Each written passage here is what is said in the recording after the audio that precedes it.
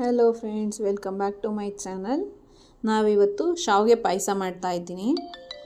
ಅದಕ್ಕೆ ಒಂದು ಬಟ್ಲಷ್ಟು ಶಾವಿಗೆನ ತಗೊಂಡು ಸ್ವಲ್ಪ ತುಪ್ಪ ಹಾಕ್ಕೊಂಡು ಚೆನ್ನಾಗಿ ಹುರ್ಕೊಬೇಕು.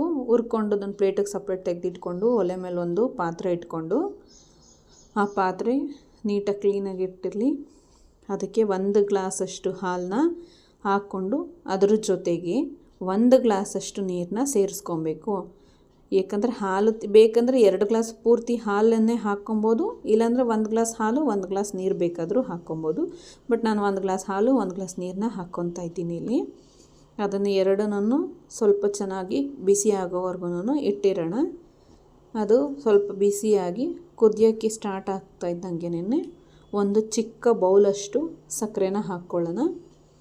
ಒಂದು ಚಿಕ್ಕ ಬೌಲಷ್ಟು ಸಕ್ಕರೆ ಚೆನ್ನಾಗಿ ಎಲ್ಲ ಮಿಕ್ಸ್ ಆಗೋ ಥರ ಮಿಕ್ಸ್ ಮಾಡಿಬಿಟ್ಟು ಅದಕ್ಕೆ ನಾವು ಮನೆಯಲ್ಲೇ ಮಾಡಿರುವಂತಹ ಬಾದಾಮಿ ಪುಡಿನ ಸೇರಿಸ್ತಾ ಇದ್ದೀನಿ. ಒಂದು 2 ರಿಂದ 3 ಟೇಬಲ್ ಸ್ಪೂನಷ್ಟು ಬಾದಾಮಿ ಪುಡಿನ.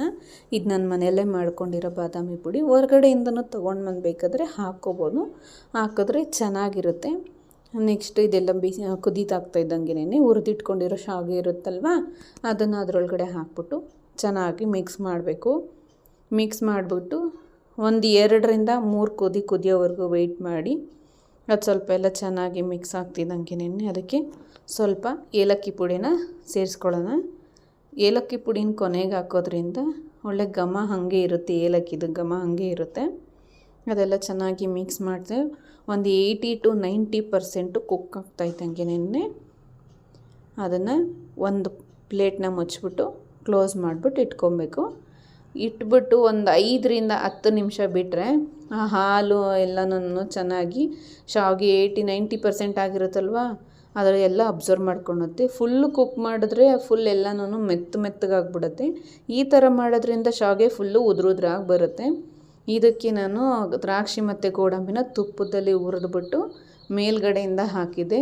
ತುಂಬ ಚೆನ್ನಾಗಿ ಸ್ಮೆಲ್ ಬರ್ತಾಯಿತ್ತು. ಟೇಸ್ಟ್ ಮಾಡಿಬಿಟ್ಟು ಹೇಳಿ ಹೆಂಗಿದೆ ರೆಸಿಪಿ ಅಂತ. ಥ್ಯಾಂಕ್ಸ್.